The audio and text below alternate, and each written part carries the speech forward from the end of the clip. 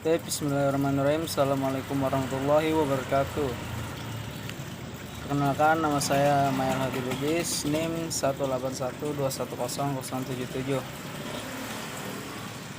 Baiklah, di sini saya akan menjelaskan suatu makalah yang berjudul Communication Skill. Ya, sebagaimana kita ketahui bahwa communication itu berasal dari kata communication yang artinya komunikasi atau di dalam bahasa kita yaitu berbicara. Sebagaimana yang kita ketahui bahwa kemampuan public speaking atau kemampuan linguistik itu salah satu kemampuan yang sangat dibutuhkan terutama di era modern ini. Banyak sekali pekerjaan-pekerjaan yang mengutamakan tentang kemampuan linguistik. Contohnya seperti pengacara, jaksa, ataupun sales. Jika kita tidak memiliki kemampuan linguistik yang baik, jelas itu merupakan hal yang sangat sulit dilakukan. Baiklah, itu sekilas tentang penjelasan tentang komunikasi. Di era globalisasi seperti sekarang ini, komunikasi itu menjadi hal yang sangat penting di dalam kehidupan manusia, kehidupan kita. Komunikasi yaitu berbicara, ya. Dan berbicara merupakan cara manusia untuk mengutarakan maksud yang ia tuju. Seperti ketika kita ingin menyampaikan suatu info, gitu kan, kita menjelaskan suatu materi, misalkan kita menjelaskan tentang matematika. Tentu itu tidak cukup hanya dengan menulis rumus. Nah, di dalam rumus tersebut, jika kita hanya menulis rumus, misalkan VR kuadrat jari setengah jari 22/7 dibagi berapa, aljabar misalnya gitu, hanya menulis rumus, jelas itu tidak merupakan hal yang keliru ya jika tanpa adanya komunikasi. Dalam fakultas tarbiyah kita nanti yang akan menjadi guru. Nah, guru tersebut tidak hanya pasif dalam melakukan suatu pembelajaran, akan tetapi harus ada komunikasi antara guru dan juga murid dan guru dan wali murid dan guru untuk meninjau perkembangan dari anak didik mereka. Ya. Nah, kita akan mulai membahas pengertian dari communication skill. Tadi udah dibahas. Lalu ada jenis-jenis communication skill. Setiap komunikasi yang dilakukan itu tentunya diharapkan menghasilkan sesuatu yang bermanfaat bagi siapa saja yang terlihat dalam komunikasi tersebut. Jelas komunikasi akan berjalan dengan dinamis apabila disertai adanya suatu reaksi dari pihak menerima pesan. Ya. Jadi yang pertama itu keterampilan komunikasi verbal. Komunikasi verbal adalah komunikasi yang terjadi bila dua orang atau lebih melakukan kontak atau sama lain dengan menggunakan alat artikulasi atau pembicaraan. Nah, dalam hal ini contoh kita melihat podcast. Nah, di dalam podcast itu kan kita memakai mic antara dua orang dan juga lebih. Podcast itu kan bisa dua orang atau lebih ya. Dan dalam podcast itu kan ada yang bertanya dan ada yang menjawab gitu. Kemudian ketika kita menjadi wartawan untuk meliput suatu berita, contoh berita kebakaran di suatu daerah. Nah, di dalam wawancara tersebut ada yang namanya wartawan atau peliput, dan juga di sana ada narasumber 1, narasumber 2, narasumber 3. Jadi mereka menggunakan sistem tanya jawab gitu. Bagaimana terjadi kebakaran? Oh, karena ada kebocoran tabung gas gitu kan. Itu namanya komunikasi verbal antara dua orang atau lebih. Contohnya podcast kegiatan peliputan oleh wartawan dan lain sebagainya. Lalu ada keterampilan komunikasi fisik.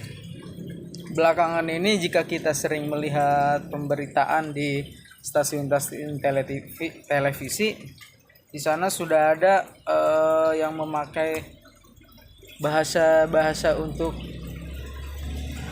orang-orang disabilitas gitu kan, untuk mereka yang tuli gitu. Jadi menggunakan bahasa isyarat. Nah, itu juga merupakan sebuah komunikasi yang merupakan sebuah bentuk komunikasi yang ada pada era globalisasi ini. Jadi menggunakan bahasa isyarat, contoh misalkan kita dilarang melakukan sesuatu, kita melambaikan tangan jangan gitu kan, yang artinya jangan, orang begitu pun paham. Ataupun ketika kita setuju akan suatu hal, kita mengacungkan jempol kita gitu kan, nah itu pertanda setuju, oke. Nah, dengan hanya menggunakan bahasa fisik tersebut kita bisa mengerti ya. Nah, di stasiun-stasiun televisi itu sekarang banyak hal-hal ya, banyak jika kita lihat di kotak persegi itu yang di bawahnya itu ada pemberitaan untuk kaum disabilitas agar mereka pun mengerti apa yang terjadi, pemberitaan apa yang terjadi gitu. Ya. Lalu nah, dari kita membahas komunikasi verbal, komunikasi fisik, dan kemudian ada keterampilan komunikasi emosional. Komunikasi emosional adalah interaksi yang terjadi manakala individu melakukan kontak ya. Manakala individu melakukan kontak satu sama lain dengan melakukan curahan perasaan, misalnya mengeluarkan air mata sebagai tanda sedih, bahagia, dan lain sebagainya. Dan kan tetapi seseorang itu harus mampu mengontrol mental dan kondisi kejiwaannya agar tetap dalam keadaan stabil. Berdasarkan pendapat ini, seseorang yang dikatakan terampil melakukan komunikasi emosional adalah apabila dalam melakukannya ia tetap berada pada kondisi mental dan kejiwaan yang stabil. Nah, dalam hal ini komunikasi emosional ketika kita mewawancarai orang yang sedang senang gitu kan. Nah, dalam komunikasi emosional ini kita bisa menilai gitu, ini orang nangis sedih atau nangis bahagia gitu kan. Jadi kita dengan keterampilan communication skill ini kita bisa mengetahui ketika seseorang menangis itu dia menangis sedih atau menangis bahagia ya. Jadi seperti itu salah satu manfaat dari communication skill, terutama di communication emosional ini ya gitu. Upaya pengembangan communication skill. Jadi pengupayaan perkembangan communication skill ya, pertama kita harus memiliki kepercayaan diri, kredibilitas, kemudian daya tarik, dan juga power. Nah, yang pertama dalam pengembangan communication skill, dalam melakukan communication skill ya, kita harus memiliki kepercayaan diri. Nah, di dalam hal ini contohnya public speaking ya. Public speaking itu ketika kita berbicara di depan khalayak banyak, mereka mendengarkan apa yang kita bicarakan gitu. Nah, itu pun memerlukan kondisi mental yang baik, memerlukan sebuah credibility, sebuah kepercayaan diri yang baik pula. Supaya apa? Ya supaya berjalan, supaya kita pandai mengatur waktu, mengolah kata, dan juga mengolah linguistik kita gitu. Kemudian daya tarik.